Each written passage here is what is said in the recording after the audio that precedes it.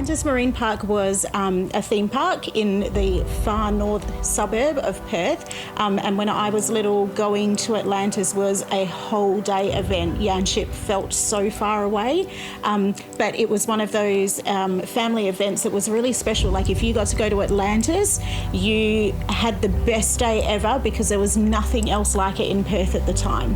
Oh, my favourite part, very hard to say.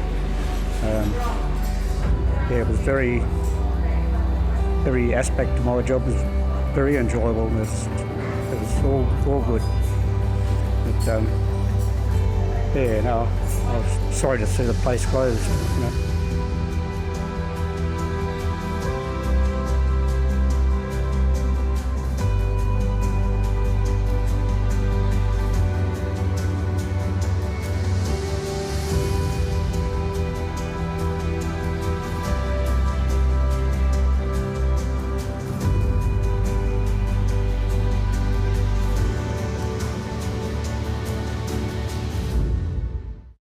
My name is Cesc Dalgleish. I'm the Community History Librarian at the City of Wanneroo, and I work within the Wanneroo Regional Museum. Atlantis was a theme park featuring dolphins and sea animals, and was built for entertainment purposes. So in January 1981, Acting Premier Ray O'Connor formally announced the commencement of a 5-year, $10 million project. Thinking about that amount of money in 1981, that was a substantial figure. Even in today's terms, it certainly is. In conjunction with Tokyu Corporation, which was a Japanese corporation that built Sun City, they decided that they wanted to have a theme park. The reason they built it in Yanchep was because Yanchep was a holiday destination for the whole of Perth. People would take their camping gear and go up there, and families since the 1930s were travelling to that area to make use of the beautiful beaches and the beautiful national park up there. And so it seemed like a perfect destination to have an attraction that was going to draw the crowds. Even in the 50s and 60s, our pioneers will tell you that they would pack the car up early in the morning at Wanneroo, and they would take the day to get to Yanchep because it was a 2-lane road, and you would have to get off the road if there was a car coming in the other direction because it was literally 1 lane. So there you go. We've got lots of artefacts in our collection stores from Atlantis, donations and things over time that have just come to us for whatever reason, and some that we've actually purchased, some that we find in antique shops, which is always a nice thing. So I'll just take you this way and I'll show you some of the things we've got. This is our largest collection store. And as you can see here, this is the original signage of the oceanarium that had the feeding times, morning and afternoon, for when they would actually be feeding the animals. So they used to hand feed the stingrays and the sharks, and obviously that was a huge attraction, so people would want to have a look at what was going on there. They did hand feed the dolphins and the sea lions as well, but the sharks and the rays were a huge attraction.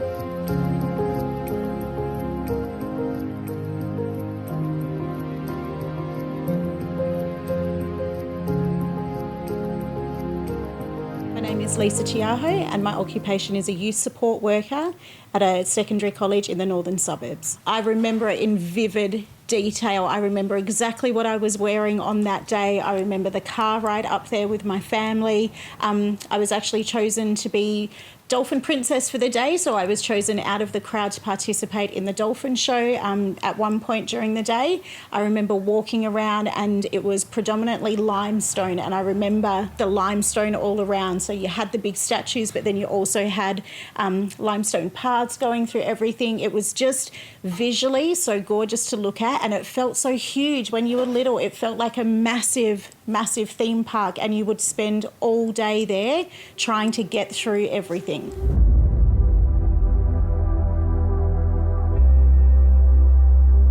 Everyone knows me as Mick Lewin, so I was maintenance supervisor over there for a while, and just helped build the place in the first place.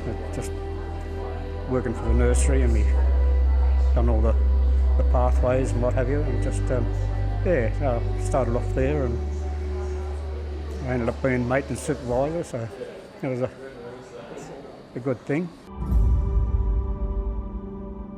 I thought it was great because I just had to walk across the road and I was at work.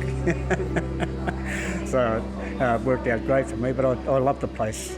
Just I think round town everyone missed like the hospitality and everything that went with it. And, no, it was great. It was really good. My job at Atlantis as maintenance was communicating with contractors, liaise with them what they had to do, and the rest of the maintenance around the park, painting, upkeep of stuff that they used like for training and building the backdrops, and just general maintenance. They had an oceanarium, which it's actually a made-up word, but it was somewhere you could go and see the sea lions performing, you could see dolphins performing, they had other animals there as well that weren't related to the ocean, but yeah, generally it was just a place to go and get up close and personal with a bunch of sea animals. The dolphin shows were incredible. So even if you were sitting in the crowd, they had the big massive pool, and as a little kid that felt like the most hugest ocean that you were sitting in front of, and just watching the dolphins come in and out and do their shows and do the tricks and see them jumping up in the air and touching big balls that were suspended on wire across the pool. It was an incredible thing to see, and then to be selected to actually be part of it was amazing. I just hopped in,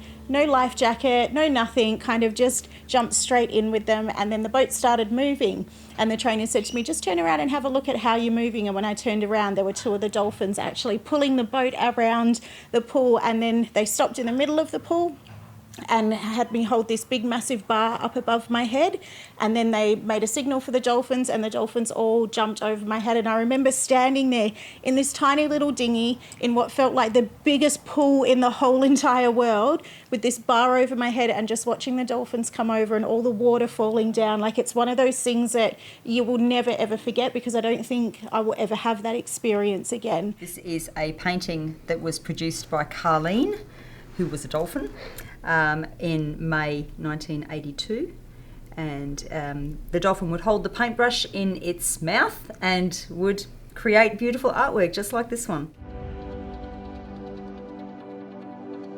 So it closed in 1990, in September 1990, due to financial reasons. So feeding all those animals, conducting all of those shows, it actually proved to be a short-lived experience.